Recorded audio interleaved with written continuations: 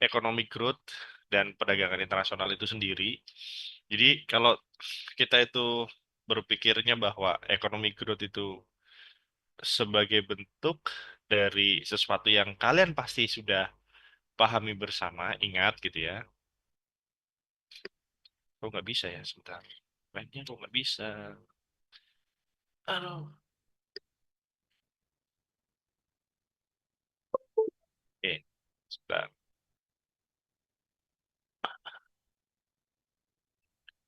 Oke, bro.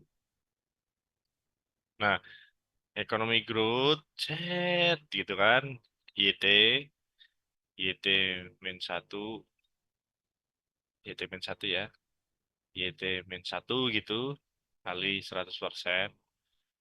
Nah, sementara perdagangan internasional itu X min M, gitu kan. Dengan determinan exchange rate, gitu, yang sangat mempengaruhi neraca perdagangan maupun otomatis pembayarannya, neraca pembayaran. Nah, dikaitkannya itu seperti apa gitu. Nah, jadi ini sesuatu yang sifatnya makro gitu ya. Sementara YT itu kalau kita bawa ke sini, YT itu kan di dalamnya ada X min M gitu. Gitu kan. Kalau dia tuh membuka diri gitu kan. C plus I plus G gitu kan. Kan kayak gitu. Jadi sebenarnya ya otomatis kalau di sini tuh ada perubahan, nah jadi ada growth gitu ya. Ada growth. Nah, ada indikasi yang paling mudah adalah semua ini tuh kan tumbuh ya sebenarnya. Variable identitasnya kan tumbuh naik gitu. Nah, tapi mungkin juga ada yang tetap, ada yang turun. Nah, gimana di konteks X dan M ini? Ya memang bisa naik dan bisa turun karena pengaruh dari eksternal itu sangat kuat gitu. Itu adalah logika dari eh, pembahasan di kesempatan hari ini. Nah, kemudian, duh, ini kalau gambar nggak bisa next ya. Oh, tutup dulu. Oke. Oh, jadi ada numpuk ya. Ya, bisa nggak apa-apa, nggak apa-apa. Bentar, bentar. Nah, kemudian dari hal tersebut, ya berarti kita harus hapus ini ya. Oh, oke. Sebentar ya. Nyoret-nyoretnya nggak enak. Kemudian dari hal tersebut, mari kita belajar bersama gitu ya terkait dengan perbedaan ya yang jelas di antara bagaimana pertumbuhan itu memang bisa mempengaruhi trade. Padahal kalau tadi kita lihat modelnya, secara variabel identitas itu ya trade itu yang mempengaruhi pertumbuhan kan harusnya gitu. Nah sekarang dibalik karena mungkin memang sudah bidireksional kalau di ekonometrik atau bentuknya itu sudah kausalitas. Nah, kemudian dari sini kita juga bisa mendiskusikan bahwa pertumbuhan itu yang tadinya pendekatannya pengeluaran dipengaruhi oleh C, consumptions dari masyarakat, investment dari investor, eh, belanja pemerintah, government budget ya, expenditure, ya itu dari G, terus dari perdagangan internasional itu adalah sumber pertumbuhan, kan kayak gitu. Kalau pendekatannya pertumbuhan ekonominya berdasarkan pengeluaran. Nah, tetapi yang dimaksud di sini itu sumber dari pertumbuhan ekonomi itu tuh bisa berdampak pada nature of productions, ya. Jadi pola produksinya tuh jadi kayak gimana? Kan kebalik ya sebenarnya. Kalau teman-teman kritis loh, di mana-mana ya nature of production yang membentuk growth kan kayak gitu. Tetapi hubungannya sudah bidireksional dan trade otomatis karena nature of production nanti kan dijual. Nah, ini seperti kalau kalian belajar moneter lebih dalam gitu ya, itu ada istilahnya terkait dengan ini. Eh, Sebentar, lupa saya. Istilahnya itu terkait dengan eh demand, demand grid, istilahnya lupa. Tapi ada kata demand dan ada kata supply. Oh ya, supply leading factor. Nah, supply leading factor itu berarti gini. Kan ada sektor keuangan, ada sektor real, ya. Menurut kalian, yang mungkin kalian belajar makroekonomi dan moneter, Yang mempengaruhi dulu itu mana? Sektor keuangan mempengaruhi sektor ekonomi real atau sektor ekonomi real yang mempengaruhi sektor keuangan?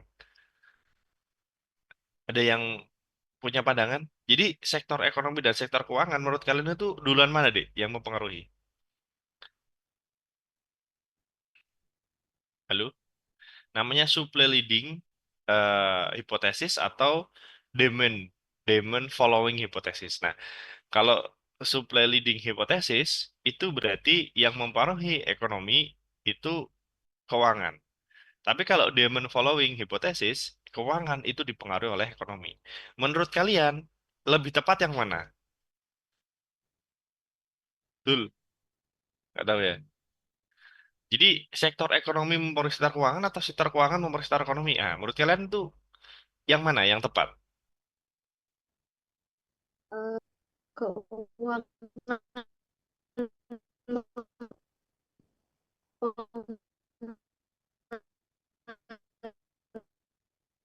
Wah, ini siapa nih yang ngomong?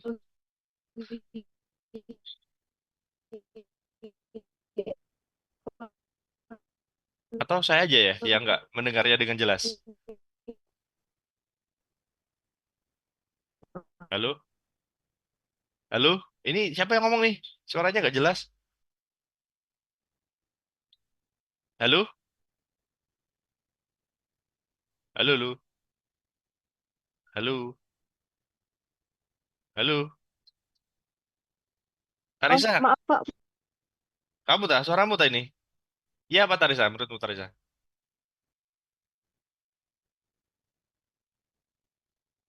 Halo? Aku cuma halo-halo tak ih. Kalian gak ada yang respon.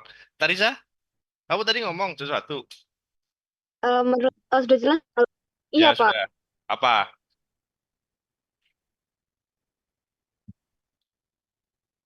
Ini sudah ngomong belum sih?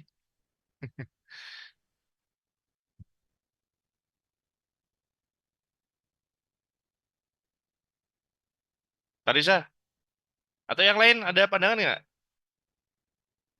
Ya, kalau itu negara maju, pasti dia supply,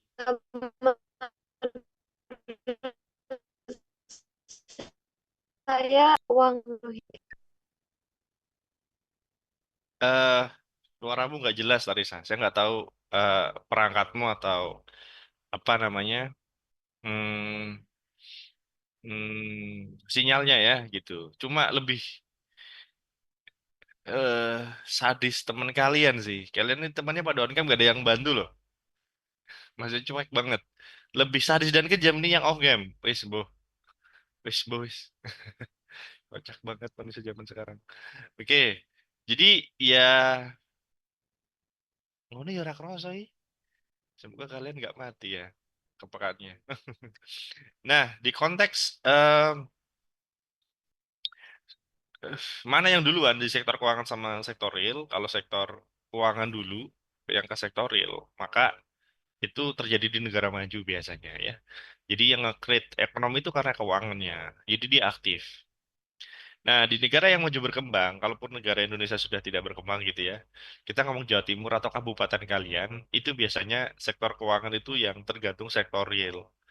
Jadi sangat penting bagi mereka untuk menentukan produk keuangan melihat sektor real gitu. Jadi pasif. Maka sebenarnya kalau ekonominya goyang, ya sektor keuangannya goyang gitu. Harusnya kan sektor keuangan yang kemudian support ya sektor real. Nah itu nggak apa namanya nggak terlaksana dengan baik di negara yang memposisikan sektor keuangan itu ada karena ada sektor real. Nah gitu. Nah itu ada perdebatannya supply leading hypothesis. Itu berarti dia sektor keuangan mempengaruhi sektor real. Kalau demand following hypothesis dia sektor real mempengaruhi sektor keuangan. Itu. Nah, kalau itu terjadi dan terlalu banyak bloknya, ada yang pro supply leading atau demand following, itu jadinya bidireksional, muter gitu ya, dan nggak ada modelnya jadinya. Maksudnya eh, kausalitas itu menjadi turbulen sendiri, jadi putaran apa namanya model sendiri. Nah, sama seperti kalian belajar eh, teori bahwa sudah ada variabel identitas dan itu sudah nggak mungkin bisa diregresi karena otomatis yes, variabel identitas itu maksudnya variabel yang suatu variabel dibentuk pasti oleh variabel yang lain. Nah, contohnya Y, C, I, G, S, M. Terus apa lagi Pak? PAD. PAD pasti dari retribusi, dari bagi hasil, pendapatan yang sah, itu pasti model PAD. Jadi kalau kamu faktor-faktor yang mengenai PAD terus retribusi, terus pendapatan yang sah, ya itu, gitu. Ya, dana alokasi umum, gitu ya. Dana perimbangan, isinya buat belanja modal, belanja. Ya itu, jadi nggak usah diuji di konteks ini, gitu. Nah, dalam kondisi ini ya, dalam kondisi ini sebenarnya menjadi eh, apa ya catatan bahwa Pak, kok bisa sih Pak? Ya, sumber pertumbuhan itu mempengaruhi produksi, kan harusnya produksi dan perdagangan yang mempengaruhi sumber pertumbuhan, kan kayak gitu. Nah, itu yang apa hubungan kausalitas ini itu kenapa kemudian di ekonometrika time series itu ada kausalitas kayak gitu. Nah, kemudian nanti kita coba mensummarize bagaimana atau merangkum gitu ya, bagaimana pertumbuhan dan perdagangan itu ternyata mempengaruhi em, welfare di negara kecil. Kenapa? Karena negara kecil sangat tergantung dengan perdagangan. Terutama kalau negara kecilnya itu hanya bisa impor. Nah, dia ditutup blok perdagangannya hancur biasanya.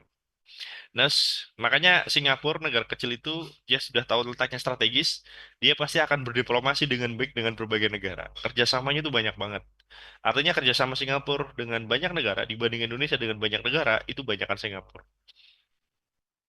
Terus nanti kita akan coba menguji ya walaupun ujiannya lebih ke teoritis gitu ya, bagaimana pertumbuhan itu terjadi di negara yang besar itu memiliki dampak yang berbeda nah, terhadap pertumbuhan di negara kecil. Nah, makanya untuk mentransformasi pertumbuhan yang lebih baik, negara-negara kecil ini pasti mendekat ke negara besar dan rentan. Jadi nggak ada negara kecil itu yang macam-macam biasanya. Nggak ada Pak, Kuba gitu.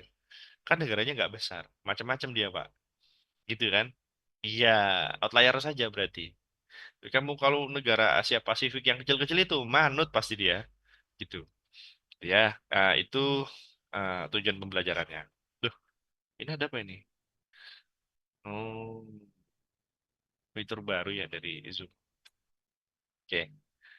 Nah, sekarang kita mulai dari bagaimana ekonomi di Cina itu berkembang.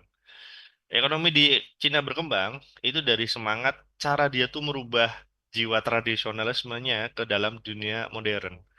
Kekaisaran gitu ya yang sangat feodal sebenarnya itu dikembangkan dengan masyarakat yang semua rata semua sama basis dari utopisnya sosialisme ekstremisnya jadi komunis kan gitu itu kan perubahan yang sangat-sangat jauh dari sejarahnya Cina yang kekaisaran kerajaan dinasti gitu ya dinasti gimana sih ya diturunkan kan dari keturunannya terus rakyatnya otomatis yang tidak masuk dinasti tidak akan menjadi raja.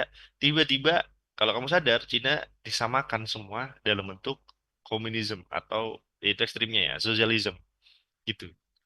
Itu kan perubahan yang sangat bertransformasi dari sejarah Cina gitu. Nah, tetapi dengan logika bahwa kalau kita ngomong dolar, dolar itu yang paling kuat kan mata uangnya. Bahasa Inggris itu yang paling kuat eh, apa penggunaannya. Maka Cina adalah yang paling tersebar orangnya. Nah, kira-kira kenapa? Kalau di logika dolar, itu karena dolar secara historis dibentuk dari sumber daya yang besar. Basicnya itu. Oke. Jadi Perang Dunia Satu, Perang Dunia Dua, dia menjadi negara yang sumber daya besar. Sumber daya berarti manusia, resources, cara dia mengkapitalisasi itu besar. Sehingga itu dia bisa meminjamkan uang dan bisa mentransfer FDI ke banyak negara, sehingga duitnya ada di mana-mana. Jadi SD-nya yang besar. Bahasa Inggris, kenapa kuat? Karena tersebar. Bagaimana dia tersebar secara historis? Karena disebarkan oleh Jepang, sorry, kok Jepang, Inggris secara tidak langsung. Oke, sehingga di semua benua atau negara yang menjajah semua benua itu kan hanya si Inggris. Otomatis karena orang-orang yang tersebar, bahasa Inggris yang menguat kayak gitu. Nah, gimana dengan Cina? Tadi, secara historis dia dynasty, dia dulu boleh beristri banyak dan beranak banyak gitu ya. Nanti kalau nggak dalam garis yang benar, maka itu akan kembali ke masyarakat. Pokoknya budaya berkeluarga secara besar-besaran itu ada di Cina, kan ya gitu. Banyak dan bermigrasi kemana-mana. Sehingga Cina in everywhere. Kebanggaannya adalah made in China.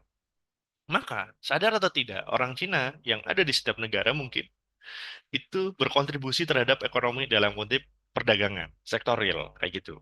Sektor keuangan, iya juga. Tapi maksud saya, kan identiknya bukan ahli bank, Cina itu, tapi ahli dagang, kayak gitu. Sehingga, di konteks ini, Cina itu memiliki dampak sebagai negara yang besar terhadap negara kecil dalam konteks perdagangan. Tetapi, eh, gimana, apakah itu menjadi beban terhadap negara lain? Bisa jadi, karena negara lain dalam tanda kutip bisa dipaksa sama Cina dengan politik perdagangan internasionalnya untuk bekerja sama. Bisa jadi.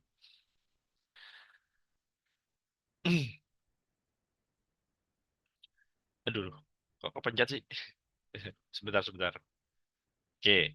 Nah, di konteks ini, gitu ya, eh, ketika pendapatan itu naik, teman-teman, kamu akan menjadi manusia yang memiliki kecenderungan untuk mengkonsumsi dalam skala besar, massive consumptions, gitu. Maka caranya adalah ya massive production, gitu. Nah, masih productionnya apa? Kalau bisa di sektor jasa. Karena sektor jasa itu income effect-nya, pendapatan terhadap income itu cukup tinggi dibanding yang barang. Barang tinggi ketika skala produksinya itu sudah besar. Jasa, kadang skala produksi kecil itu menghasilkan pendapatan atau laba yang besar. Nah, di konteks ini, para produsen itu eh, memiliki lag, ya, memiliki lag. Lag itu adalah respon dia terhadap kemampuan daya beli masyarakat atau willingness to pay masyarakat gitu. Masyarakat juga punya lag sebenarnya.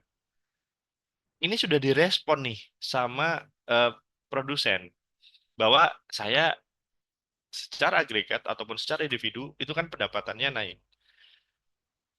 Nah, itu juga nge-lag responnya. Nah, direspon apa nih sama produsen? Dia memproduksi apa gitu. Apakah saya harus membayar lebih atau ini bagian dari portofolio saya yang penting atau enggak? Ini masuk barang yang primer, sekunder, tersier. Ini apa nih gitu. Jadi ada lag dari kedua negara tersebut atau sorry dua pihak tersebut. Jadi produsen dan konsumen dalam konteks ketika ada pendapatan income secara per kapita real naik di pasar akan ada lag untuk merespon gitu. Nah di konteks ini eh, jika direspon dengan baik ya intinya produktivitas naik ya PPF-nya itu akan membesar gitu ya. Dan di konteks ini berarti negara tersebut yang merespon dengan wah pendapatan per kapita naik nih, produksinya dinaikkan, gitu, ya PPF-nya akan jadi baru, gitu. Maka gambarnya itu kayak gini. Nah, kayak gini. Oke ya. Jadi karena dia merespon, ya, dia merespon. Sebentar. Oke, sebentar. Oke. Aduh, sorry. Bentar. Aduh. Bentar. Ini pulpen nih. Kok kayak iso sih?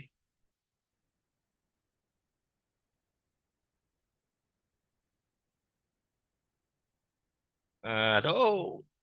Sebentar-bentar deh. Laptop saya. Oke, contohnya ini.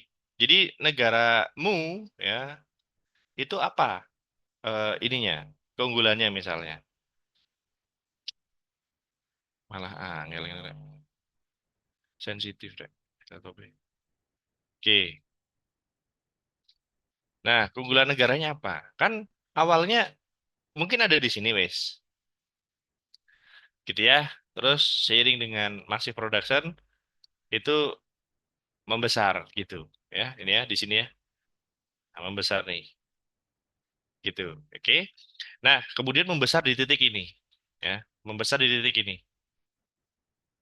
Nah, saat membesar di titik ini, jadinya melenduk atau menggelembung sebesar ini. Oke. Terus sebenarnya di titik ini tuh dari titik mana? Kan biasa jadi dari titik ini, dari titik ini. Nah, kan kayak gitu sebenarnya. Nah, misalkan dimulai dari titik ini, maka ada indikasi kalau dia merespon, wah pendapatan per kapita negara mitra naik nih, jadi dia akan melakukan ekspor di titik ini, gitu. Berarti akan melakukan ekspor wine. Nah, gimana dengan elektronik, gitu ya? Ya, mungkin dia akan tetap memproduksi, tapi kecil. Kan kayak gitu. Artinya dalam negeri masih ada. Tetapi di konteks kalau kita hanya membandingkan dua negara, satu negara dengan dua produksi ini mau fokus di mana, ya mau nggak mau harus ada yang dikorbankan, kebijakannya, masyarakatnya, respon produsennya. Udahlah impor aja elektronik gitu. Kita produksi agriculture product, pengembangannya dari wine, anggur dan lain sebagainya. Nah, makanya kayak gini. Maka kalau digambar, jeret gini ya, lurus, ini akan menjadi gambar yang baru bentuknya kayak gini, kayak gitu. Nah, ini akan menjadi sesuatu yang kita nganggapnya sebagai pola perdagangan, ya, di mana perdagangan tersebut itu mempengaruhi pertumbuhan ekonomi, kayak gitu. Nah, di sini misalnya, karena tadi bentuknya adalah gitu ya, ke sana itu adalah ekspor, ke sana adalah impor, gitu. Maka kita gambil garis tengahnya dari PPF ini, PPF satu, terus di sini PPF 2, gitu ya. Nah, dari PPS 1 dan PPS 2 kebagi. Nah, dua blok sebenarnya. Blok ekspor, ya, sama namanya blok impor. Nah, impor itu di atas. Jadi ini areanya impor, gitu ya. Di sini areanya ekspor, gitu. Nah, cuma ada arti yang berbeda. Nah, kita menyebutnya masing-masing arti ini itu dibedakan berdasarkan area. Nah, area ini disebut kuadran. Nah, ada kuadran satu, 2, 3, 4. Pak, kenapa kok satu di sini? Kenapa nggak di sini? Ya boleh-boleh aja lah. Itu hanya istilah apa namanya pemahaman yang intinya kamu paham area itu tuh artinya apa, gitu ya. Nah, kemudian dari sini kita pahamin apa artinya.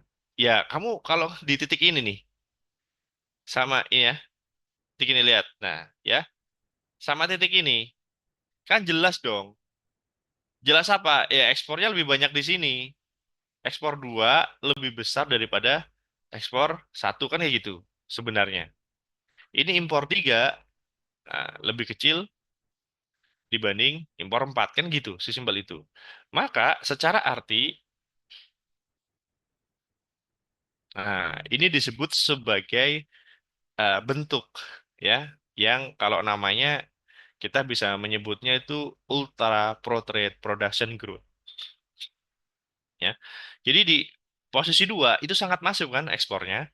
Maka kita akan mengetahui bahwa perkembangan respon terhadap adanya kenaikan per kapita yang naik dunia gitu ya, rata-rata gitu akan direspon oleh produsen bahwa ayo kita meningkatkan ekspor. Ayo, kan mereka daya belinya naik.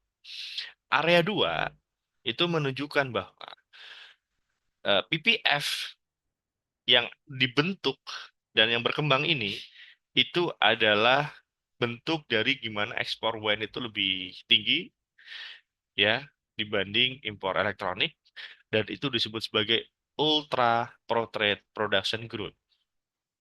Sangat strong positive effect terhadap perdagangan. Jadi sumber-sumber dayanya, resource of production-nya itu dikembangkan untuk ekspor dan itu sangat strong, gitu ya. Itu nomor 2. Nah, itu nomor 2. Nah, gimana dengan satu, ya, kuadran satu atau region satu gitu. Nah, ya potret aja. Jadi sebenarnya gampangannya kan di sini, eh, sorry, yang di sini tuh ultra, gitu ya. Nah, yang di sini tuh ultra, di sini pro trade. gitu. Berarti di sini mungkin ultra, di sini juga pro apa, kan kayak gitu. Itu polanya. Nah, ultra pro trade ini itu biasanya dimainkan oleh negara-negara yang ekspornya lebih besar dari impor, maka harusnya dia positif neraca perdagangannya. Nah, tetapi yang menarik adalah negara-negara maju seperti Amerika, Cina, kan cenderungan impornya lebih tinggi kan dibanding ekspornya. Kayak gitu. Sebenarnya dia nggak pro-trade amat gitu. Kalau memang kita ngomong bentuk dari positif dan negatif neraca perdagangannya. Gitu. Nah, gimana dengan empat? Ultra anti trade. Pak, yang namanya impor kan dagang loh, Pak. Kenapa jadi anti trade? Kenapa jadi anti perdagangan? Bukan maksudnya jadi nggak ada perdagangan dan itu anti gitu ya. Enggak. Tapi maksudnya kamu sebagai negara beli kan kalau impor gitu loh. Beli itu kamu sebagai negara berarti kamu nggak dagang. Gitu maksudnya. Jadi kalau boleh sebenarnya ini ultra buying gitu ya. Production from other countries gitu. Misalnya kayak gitu. Nah, di konteks ini sebenarnya gitu. Jadi kamu mau sendiri sebagai negara kalau ekspor pro trade, kalau ngimpor anti trade gitu. Nah, karena ekspor ada dagang. Kalau impor beli berarti nggak dagang gitu. Jadi anti trade gitu. Nah, ini ultra anti trade production growth ya yang bagian 4. Maka kalau yang bagian 3 kembali ke sini, maka dia disebut anti trade production growth. Ini polanya. Jadi ini yang nomor 2 dia sangat fokus ke ekspor dengan catatan sumbu X itu ekspor ya, sumbu Y itu adalah impor. Jadi ini adalah ultra trade gitu ya, gitu. Ini sangat ultra trade gitu. Ini pro trade, ini ultra anti trade, ini pro anti trade gitu. Tapi intinya dua area ini itu adalah trade yang bawah, yang atas itu adalah anti trade, beli impor gitu. Nah, kondisi ini itu membuat bahwa negara yang punya experience gitu ya, growth-nya atau dia sudah ya memahami pola pertumbuhannya, ya dan dia memilih untuk menjadi negara pengekspor, ya berarti dia sudut pandangnya adalah seharusnya gitu ya. Seharusnya barang yang ada di dalam negeri itu karena saking surplusnya kan murah berarti gitu. Maka potret itu menunjukkan bahwa negara berdikari dengan ekonominya, bahkan sampai harus jual ke luar negeri. Di luar negeri, barang yang tadi surplus itu dianggap gitu ya, wah dari luar negeri ini kita bisa ngimpor gitu ya, terus barangnya dianggap surplus, murah nih gitu. Padahal kita jualnya merasa itu loh jualan mahal. Nah, itu pernah saya gambarkan kurvanya. Gitu. Itu, itu polanya. Nah, dari sini mungkin ada yang mau ditanyakan dulu atau mau didebat, didiskusikan. Silakan.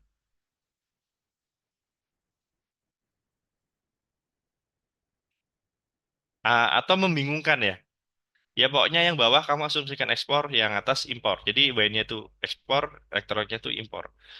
Nah, maka semakin ke bawah itu pro trade banget, jadi disebut ultra, mendekati garis origin ya, yang tangen 45 derajat itu berarti dia eh, pro ya, baik pro anti trade maupun pro trade. Semakin menjauhi dia menuju ke ultra, bukan Ultraman ya, tapi ultra itu aslinya masif gitu. Gitu. Makanya Ultraman itu manusia yang ultra, yang berlebih gitu. Ultra susu ya susu yang berlebih juga sebenarnya eh, kayak gitu. Oke, oke, kemudian oke kita lanjutkan gitu ya. Kalau nggak ada pertanyaan. Kemudian di sini perdagangan yang tadi saya jelaskan bisa mempengaruhi pertumbuhan ekonomi itu direspon dari banyak hal. Salah satunya adalah pertumbuhan consumption-nya gitu. Dalam eh, new consumption point of view-nya gitu, itu ya direspon kan sama negara lain untuk ya udah kita beli kan kayak gitu. Dengan catatan pendapatan per kapita mereka naik Eh, kita sudah sepakat ya tadi when ekspor elektroniknya itu adalah impor, sepakat ikut buku. Nah, maka kita melihat gimana consumption possibility frontier-nya. Jadi ada production possibilities frontier, ada consumption possibilities frontier. Ini ya contohnya. Loh Pak, ini kok ada gambar ya tidak simetris seperti gambar tadi karena kalau gambar tadi kan simetris. Simetris itu gimana? Gini kan tadi ya. Maksudnya lurus. Jadi antara atas dan bawah masing-masing 45 derajat gitu. Nah, sekarang kan ini kecenderungannya mungkin bisa dikatakan 60-30 misalnya. Bawah 60 derajat gitu ya.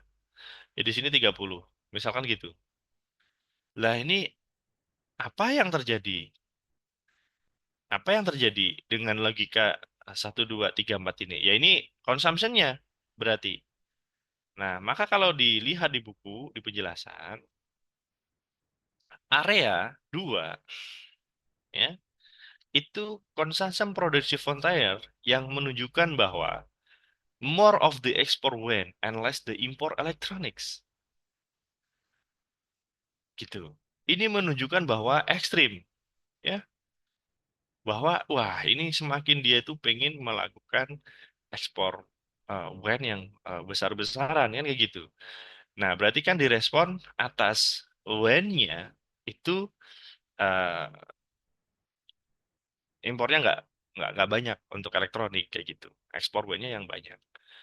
Nah, area yang kita anggap area 2 ini, area 2 ya, gitu ya, itu menunjukkan bahwa benar-benar besar WEN-nya. Nah, impornya itu sangat kecil. Maka ini disebut sebagai ultra anti-trade consumption effect. Jadi karena fokus di dagang, dia anti-trade terhadap impor gitu. Nah, jadi anti-trade consumption gitu. Maka pertumbuhannya sangat kuat negatif atau koefisiennya negatif dengan logika dia sebagai pengekspor gitu. Gitu. Jadi nggak hidup dari uh, logika impor. Kan ya gitu kan sebenarnya. Gitu. Ya, berarti ini yang banyak ekspor di sini ya juga bisa kita ngasumsikan sudah cukup dengan apa yang ada di dalam negeri sehingga yang dari luar bisa ditahan. Nah, ultra unlimited consumption. Berarti kalau naik ke satu ya unlimited saja, nggak ada pro-nya, udah unlimited consumption effect saja. Gitu, karena kan nggak ngimpor. Gitu kan? Maksudnya nggak ngimpor banyak. Gitu. Gimana dengan 4 Pak? Ultra, pro trade consumption sebenarnya karena dia impor. Kalau yang ketiga, pro trade saja. Nah, ini menarik ya. Ada unlimited consumption effect, ada ultra anti trade. Satunya ultra pro trade consumption sama pro trade consumption gitu. Nah, ya jadi intinya kalau kita balik ke sini itu di sini tuh intinya berusaha untuk tidak konsumsi kan, gitu kan. Jadi nggak pro consumption atau ultra consumption gitu. Yang pro dan ultra consumption di area 3 dan 4. Pak, kalau gambarnya kita buat seperti ini misalnya. Oh, sekarang sudah nggak ada ini ya. Sudah nggak ada tulisannya nih. Oke, jadi kamu bayangkan garis tengah ini ada di bawah. Jadi elektroniknya sekarang kebalik. Yang 3 dan 4 areanya besar.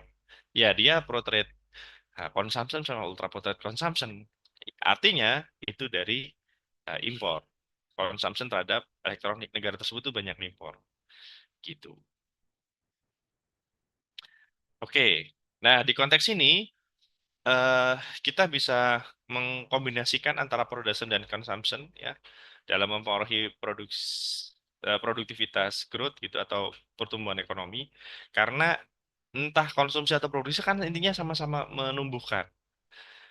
Makanya dari konteks menumbuhkan itu yaitu harus bentuk dari hasil akhir kalau semua itu ekonominya bagus pendapatan per kapitanya naik, elastisitas pendapatannya gimana? Benarkah kalau pendapatan naik akan direspon oleh permintaan impor yang juga naik, oleh agresivitas dari ekspor yang juga naik? Gimana? Nah, ini ada istilah income elasticity of demand for import. Karena kamu beli sesuatu dengan duit yang besar itu semakin berdaya kalau lah duit saya banyak. Dalam negeri nggak bisa memenuhi kepuasan atau keinginan saya cari luar negeri. Harganya lebih murah, lebih bagus, kan kayak gitu. Ada istilahnya YEM, ya. Is the is the percentage change in imports divided by the percentage change in national income? Ya sudah, perubahan impor dibagi dengan perubahan national income. Gitu. Ini bisa jadi model sendiri disebut sebagai production and consumption effect combined. Gitu. Nah, jadi istilahnya disebut sebagai YEM, ya. YEM. Y-nya itu apa, Pak? Y-nya itu kan sebenarnya ikut ke pendapatan. Gitu.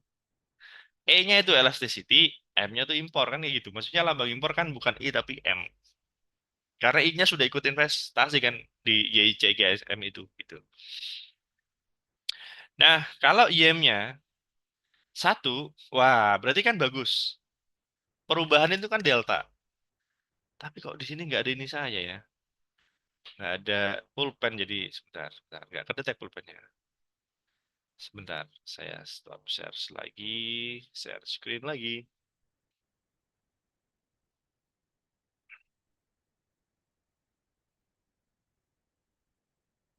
Sebentar. Anut, oh, oke anut, oke. Nah, jadi kalian ingat-ingat ya, karena ini ngilang. Tapi kalian ingat-ingat. Jadi kan ada perubahan. Aduh, sebentar. Aduh.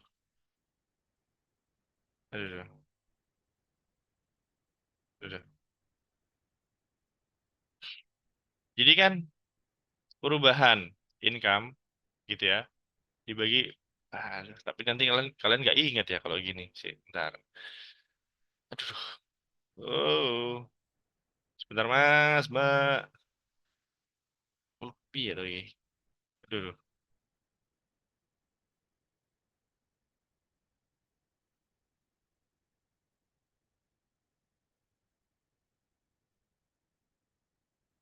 Oke. Aku lupain aja. Jadi perubahan di M dibagi perubahan di Y gitu. Dan ini pasti kan positif terus. Nah, kalau hasilnya sama dengan satu, itu artinya apa? Kalau 0, dan ini positif, itu artinya apa?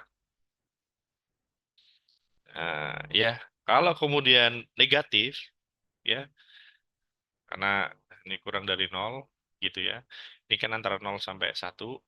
Kalau lebih dari 1, itu artinya apa? Nah, kalau memang terjadi hal yang dianggap sebagai peningkatan impor karena respon terhadap peningkatan Y, ini nggak mungkin terjadi sih. Pasti pilihannya hanya tiga ini kan. Ini nggak mungkin terjadi. Tapi itu disebut netral. Ya, artinya berkembang bareng. Tetapi kalau 0, berarti kan responnya nggak cepat tuh. Dia tuh, weh ini loh harganya naik, ayo dagang. Ini harganya turun, ayo dagang. Kan harusnya kan logikanya gitu. Nah, saat kemudian pendapatannya dia tuh naik, dia nggak langsung jualan. Sorry, dia nggak langsung merespon pasar untuk membeli atas jualannya negara-negara lain. Jadi dia nggak mendukung perdagangan. Padahal pendapatnya naik. Padahal pendapatan naik itu harusnya konsumsi naik. Tapi nggak ada perdagangan yang dianggap elastis. Jadi anti trade. 0, ultra anti trade lagi. Kalau dia itu mendekati 0.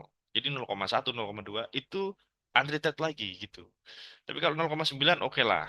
Masih menuju neutral effect dan pro trade.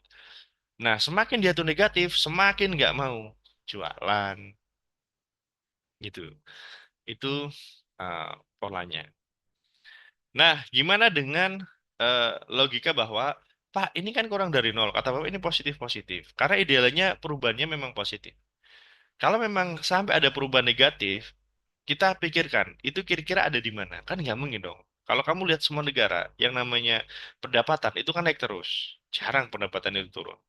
Makanya positif. Yang mungkin negatif tuh bisa ada di sini, karena perubahannya negatif. Pasti di sini, impor.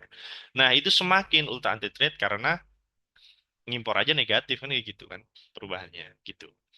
Nah, kalau pro trade or ultra pro trade pasti dia sangat elastis, perubahannya Y itu akan merubah M.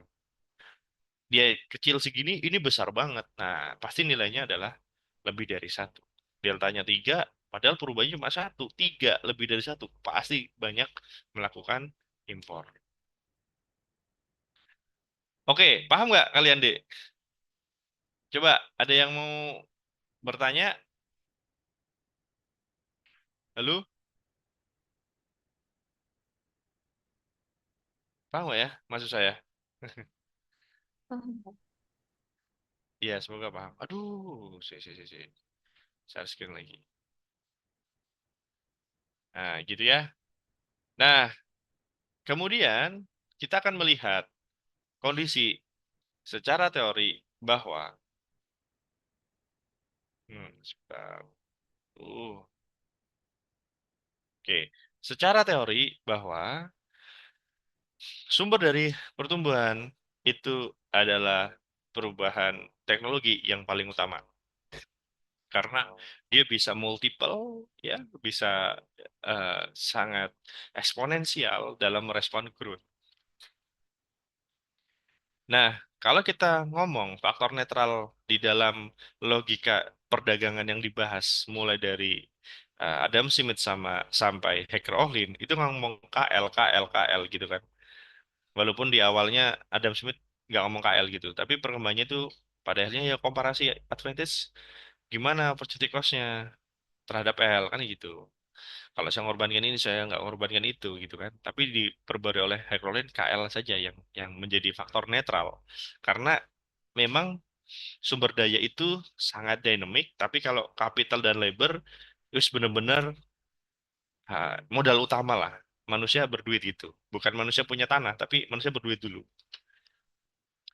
Nah, ada labor saving, ya karena kamu itu lebih banyak menggunakan kapital, tenaga kerjanya di saving. Ada capital saving, kalau kamu tuh lebih banyak menggunakan manusia, kan kayak gitu. Nah, tinggal pilihannya kemana. Teknologi change itu membentuk kecepatan labor saving dan capital saving gitu. Ya kalau kemudian teman-teman itu menggunakan mesin ya, otomatisasi, ya labor saving karena teknologi change itu dirubah dari manusia ke mesin. Capital saving berarti sesuatu yang seharusnya bisa di mesin, jangan di mesin. Ini harus dengan manusia saja karena yang dijaga itu otentik dari manusianya. Nah, tempat-tempat wisata, apa namanya, hospitality itu nggak bisa digantikan sama mesin kan ya gitu. Ya sudah itu labor eh, saving yang harus diabaikan. Capital saving aja. Lebih baik duitnya untuk kesejahteraan L-nya kan ya gitu. Nah, ini salah satu perubahan technological change. Kalau kemudian ada yang kita lihat di sini sebagai perubahan X dan Y, ekspor dan impor itu membesar karena ada perubahan teknologi, itu kan harusnya bentuknya kayak gitu. Kanan kiri kecenderungannya sama. Tetapi kemungkinan teknologi change itu nggak kayak gitu. Kalau kita ngomong X tadi, ekspor dan Y adalah impor, X-nya, ekspor, lebih besar, gitu kan? Kan bentuknya yang sebelah kanan, ya, bentuknya yang sebelah kanan. Kalau impornya lebih besar, mungkin bentuknya sebelah kiri. Kalau tadi gambarnya kita kaitkan sama area Y itu adalah impor gitu ya. Area X itu adalah ekspor. Kan ya gitu. Maka apa yang ingin kamu rubah? Gitu. Dari ekspor saya agresif atau dari impor barang itu membuat kalian lebih agresif. Kayak Singapura kan banyak impor kan membuat dia agresif. Kan kayak gitu polanya. Nah, itu kemungkinan bisa terjadi. Maka KL ya sebagai bentuk dari eh, dasar ya, pertumbuhan ya mau fokus di K atau mau fokus di L itu yang menjadi penting gitu. Nah, ini kita mulai dari gambar yang sama-sama kayak gini. Kita ngomong logika sesuatu yang tadi ini ya, belenduknya lebih besar yang atas atau lebih besar yang bawah, ke atas atau ke samping gitu. Yang sebelah kiri, gambar kiri ini, ya, yang gambar kiri ini, itu menunjukkan pertumbuhan faktor produksi di mana barang Y itu production berbasis masif intensif gitu. Jadinya itu masif. Tinggal yaitu dia saving labor atau saving capital. Sementara di faktor untuk barang X misalnya dia juga intensif juga.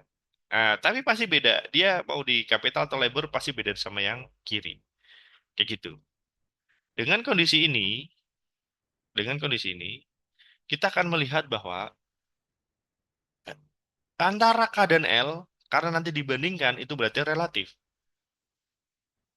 Dan misalkan tadi X itu labor intensif, dan Y is capital intensif, gitu ya, misalnya. Ya berarti logikanya, yang X itu banyak menggunakan L, sehingga saving capital, yang Y banyak menggunakan capital, sehingga saving labor, gitu. Dan ini tidak proporsional, karena harus dipilih. Kamu mau fokus di capital atau labor. Kenapa Pak nggak kedua-duanya? Pinginnya keduanya, tapi lama-kelamaan nanti akan ada eh, pergeseran yang secara tidak langsung cenderung kemana. Ya maksudnya kayak Amerika gitu. Kan SDM-nya bagus-bagus. Tapi sebenarnya kan dia kapital banget gitu kan. Cina katanya manusianya banyak tuh. Dan kapitalnya banyak investasi di sana. Tapi faktanya kapital kan kayak gitu. Nah negara yang maju pasti mainnya di kapital, intensif. Nah sehingga nanti gambarnya yang ini menunjukkan bahwa ya ini nah, banyak menggunakan kapital labor intensif, ini banyak menggunakan labor kapital intensif, gitu aja. Gambarnya jadi kayak gini, contohnya kalau kita ngomong labor intensif, L-nya ditambah, nah ya kan, L-nya ditambah, mungkin di situ kita akan melihat K intensifnya tidak terjadi, gitu, tapi K-nya jadi saving gitu aja. Nah ini gambarnya. Oke, gimana kalau ini Pak dibalik? Ya, kalau dibalik berarti gambarnya gini. Kalau dibalik set gitu ya, gambarnya nah gini, besar gini. Ya sama, dia berarti capital intensif dan labor saving udah gitu aja. Gitu. Nah, kenapa nggak bareng, Pak? Karena pasti memilih salah satu. Gitu. Nah, terus ada Rizbinsky Theorem di bukunya Applied maupun di bukunya eh, apa namanya Krugman. Growth in one factor of production, oh, growth in one production, growth in one factor of production maksud saya. Itu akan mendorong ya, akan membentuk sesuatu yang sangat basic, yaitu absolute expansions dari output ya, dan otomatis ini menjadi basis dia kenapa sangat intensif di faktor produksi tersebut. Itu benar-benar absolut dan itu yang akan dia gunakan. Jadi kalau hanya satu saja yang growth dan itu sangat dominan, itu berarti absolute expansion dari barang-barangnya gitu ya, entah berbasis capital atau labor. Tetapi akan menjadi contractions bagi faktor produksi yang lain. Udah. Ya intinya kan saya pilih KPL Pak. Iya, intinya kayak gitu. Nah, untuk abundant atau skala besar ya, faktor growth-nya, maka kemungkinan akan ada ultra production effect. Jadi misalkan gambar tadi cenderung belenduk ke kanan, ya, cenderung belenduk ke kanan ini. Nah ini berarti ini ultra portrait ini kemungkinan, di mana itu dibentuk dari labor dan nyeving yang namanya kapital. Nah ini yang sebelah kanan bawah besar belenduk E1 ke E2 itu portrait kemungkinan dan itu ekspor misalnya untuk intensive labor dan saving capital. Gitu. Apakah akan ada kelangkaan, Pak, bagi apa namanya faktor yang lain misalnya? Ya, bukan kelangkaan sih, lebih ke karena L-nya digenjot terus, ya karena berarti asumsinya K-nya kecil kan, di saving dulu gitu kan. Nah, berarti produksi dari logika capital intensif, karena kamu lebih memilih labor intensif, ya nggak ada lebih banyak gitu. Otomatis barang-barang berbasis capital intensif impor aja. Simpelnya ya barang-barang HP lah di Indonesia itu kan capital intensif banget gitu. Karena udah nggak bisa produksi, ya udah kita nggak usah memproduksi, jadi untreated production, kita nggak memproduksi HP, jadi untreated production, kita ngimpor saja. Ada kelangkaan di situ, iya. Kelangkaannya di kapital untuk membangun pabrik HP, origin from Indonesia, kan ya gitu. Berarti jadi portrait, Pak, untuk impor. Iya, tapi disebut sebagai eh, portrait atau ultra portrait consumptions. Gitu. Maka secara overall gimana? Ya, kalau ada yang tumbuh dalam satu faktor produksi, dia meniadakan faktor produksi yang lain untuk tumbuh juga, gitu. Nah, ini gambarnya, ya. Perubahan di K, di L, gitu ya. Nah, ini kan, ini ya, faktor produksi ya. Itu akan mendorong improvement, ya, dan meningkatkan welfare.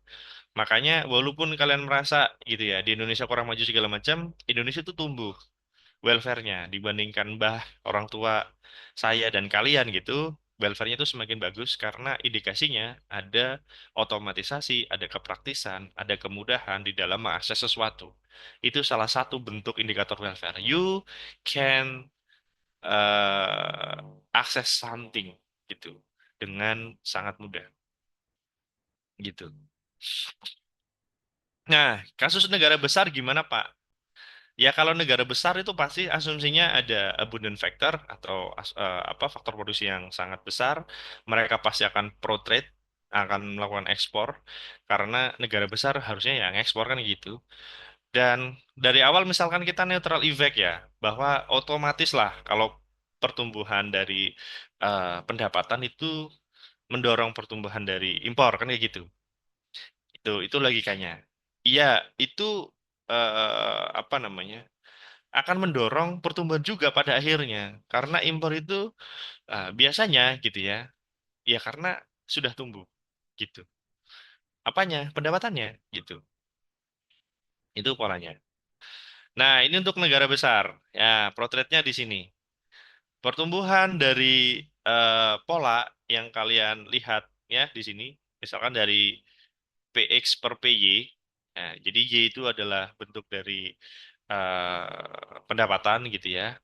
Ini akan meningkatkan eh, welfare karena dia dagang, tapi tidak bagi negara kecil. Jadi dia besar ya untuk melakukan protret atau ultra protret ekspor gitu kan, tapi tidak bagi negara kecil karena negara kecil kan hanya beli, nggak produksi kayak gitu.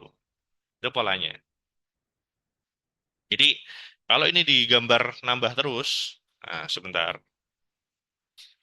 nah, nambah terus kayak gini, jret gini ya, jret gini, aduh, ulang-ulang, jret gini, ya kan, jret gini gitu. Itu akan menunjukkan ekspansi banget kan. Negara besarnya akan ekspor terus, impornya dikit. Nah, padahal impor itu kan pasti dari negara lain. Negara lain berarti kan indikasinya kecil. Ya, berarti dia cukup hidup dengan ekspor yang besar dan impor yang kecil. Gitu.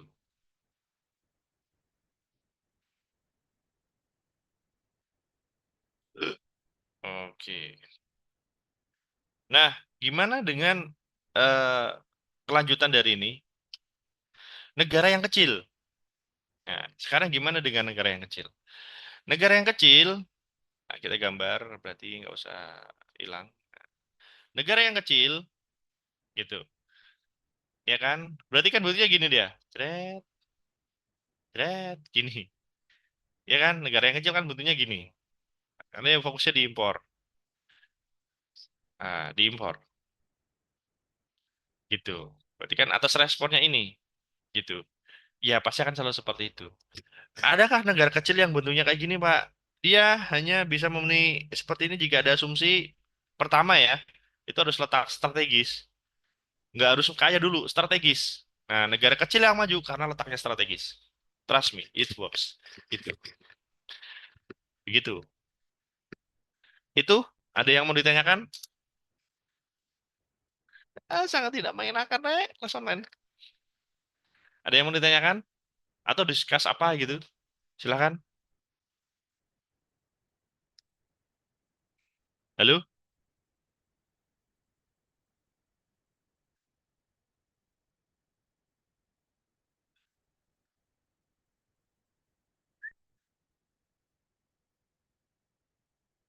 Hmm.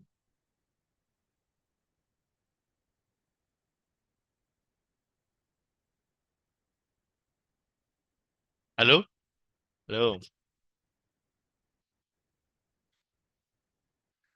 Hei, menang kabeh. Bentar deh, saya screenshot biar ngabsennya enak.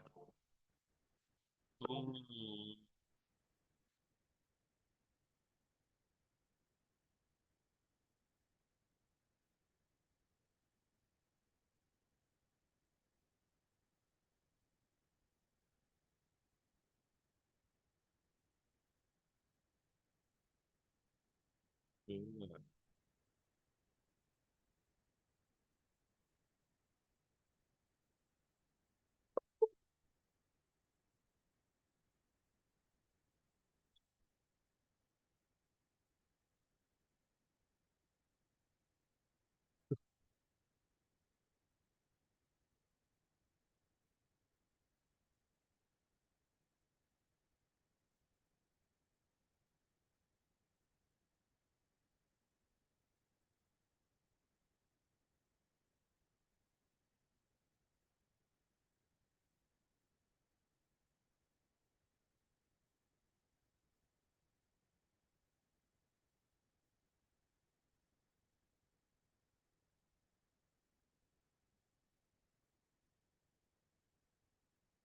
Lima.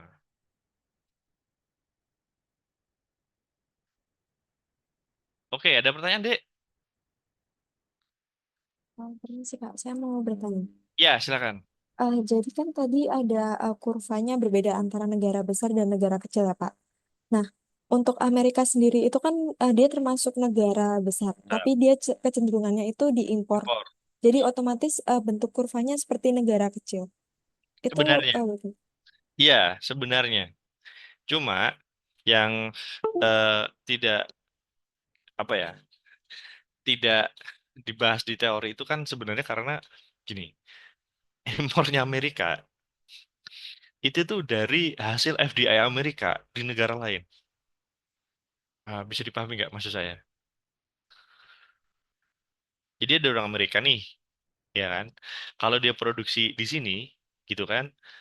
Mungkin harganya mahal dan segala macam. Artinya, mungkin tidak direspon dengan daya beli yang baik. Oke? Kemudian dia buat produk, naikilah apa segala macam yang dari yang mungkin basisnya ada di Amerika di negara lain untuk dibeli. Ya sebenarnya kan masuk ke duitnya orang-orang Amerika juga, walaupun dia sangat tidak padat karya, paham nggak ya? Nah, asumsi itu tuh yang menurut saya harus di-break di teori bahwa logika ini tuh mengasumsikan negara itu kan sama-sama berdikari dan tidak ada logika FDI. Tapi negara yang dua negara ini tuh nggak ada kaitannya dalam konteks modal, modalnya adalah dalam negeri sendiri, itu kayak gitu. Tapi di dalam prakteknya, secara terapan, kalau kita berpikir lebih dalam gitu ya, basis-basis dari eh, ekspor suatu negara ke Amerika itu adalah produk yang di-create oleh globalis misalnya di Amerika untuk eh, memang impor ke arah dagangnya ke situ gitu. Jadi from Amerika to Amerika dari FEB untuk FEB pernah dengar beasiswa debu nggak ya? Nah itu sekarang dari Amerika untuk Amerika. Jadi sebenarnya kayak gitu. Makanya kurvanya kemungkinan seperti itu. Seperti negara kecil yang mau fokus di mana? Oh, fokusnya di kapital kan, Amerika intensif. Labornya enggak, kayak gitu. Ya, berarti yang harusnya diimpor adalah produk-produk yang padat karya kan? Iya kan? Paham ya maksud saya? Maka yang produk padat karya itu pasti akan lebih membesar, gitu, dibandingin kapital. Ya, seperti itu sebenarnya. Masalahnya adalah peningkatan pendapatan Amerika dibanding peningkatan impor itu lebih besar peningkatan pendapatan Amerika sehingga bisa jadi sangat elastis kayak gitu. Oh, naik dikit apa namanya bisa sangat merubah kayak gitu, Mbak. Menjawab nggak, Mbak? Oh, jauh. Terima kasih, Pak. Ada yang bertanya lagi? Dul, menang KB ya. Ada yang bertanya lagi nggak? Ini loh, Nyawang Baron. Yang Baron. Terus Farah, Amel. Oh, kamu sudah nggak Harajuku, Mel. Terus eh Fadli. Awat Dli, kan tak awat Dli.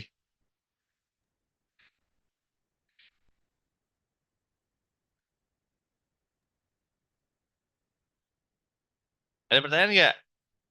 Kamu kayak pemain timnas apa jenenge lali aku. Oh, kecoret ding orangnya. Nggak jadi Oh, masuk. saya kira timnas Arab, Pak. Oke, ada pertanyaan lagi? Ya, menang 2-0 tuh sesuai prediksi slot di grup sebelah maksudnya. Prediksinya 2-0. Wih, respect sama anak-anak.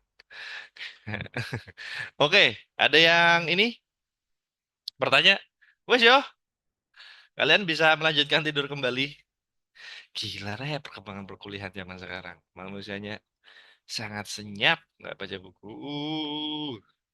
Walaupun pagi, tapi enak ya masuk pagi sebenarnya. Kayak beban terlewatin habis ini gitu. Saya nggak tahu sih kalau ada yang kuliah jam 1 atau jam 3:30. That's okay lah. Oke, kita akhiri. Wassalamualaikum warahmatullahi wabarakatuh. Sudah saya absen. Waalaikumsalam. Terima kasih, Pak. Waalaikumsalam warahmatullahi wabarakatuh.